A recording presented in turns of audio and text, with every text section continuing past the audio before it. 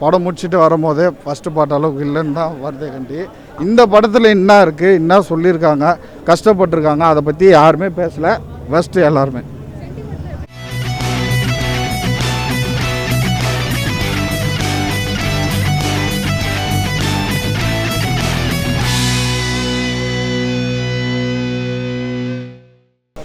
நல்லா இருக்கு. விஜய் ஆண்டனி எப்பயுமே மாசு தான்.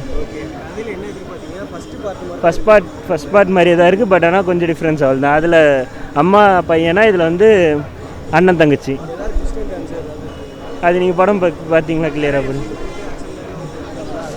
எப்பவுமே விஜய் ஆண்டனி எப்பயுமே நல்ல மனுஷன், சூப்பராக பண்ணியிருக்காரு. படம் எப்படி இருக்கு? சூப்பராக இருந்துச்சு.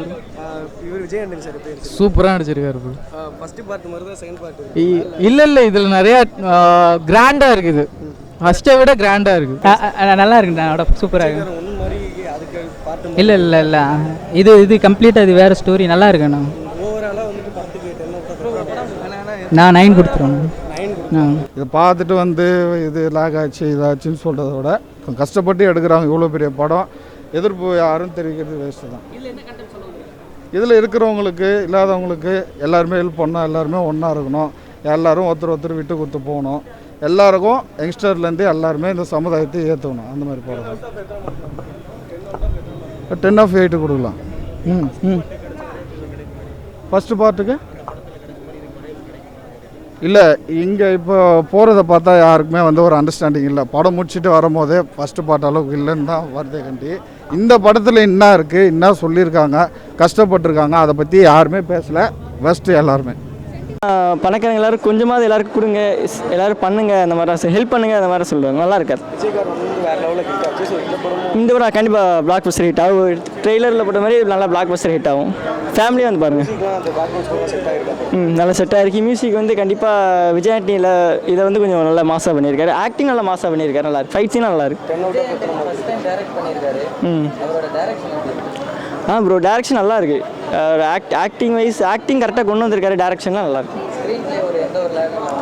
ஃபஸ்ட் ஹாஃப் மட்டும் கொஞ்சம் கண்டென்ட் ஃப்ரீயாக கேட்க கொஞ்சம் ஸ்லோவாக மாதிரி இருந்துச்சு. ஆனால் அடுத்தடுத்தால அந்த யோகி பாபு காமெடி சீன்ஸ் நல்லா இருந்துச்சு. ஆனால் இன்னும் கொஞ்சம் காமெடி வச்சுருந்தா படம் வந்து இன்னும் கொஞ்சம் நல்லா எங்களுக்கு என்ஜாய் பண்ணியிருக்கலாம்னு தோணுச்சு.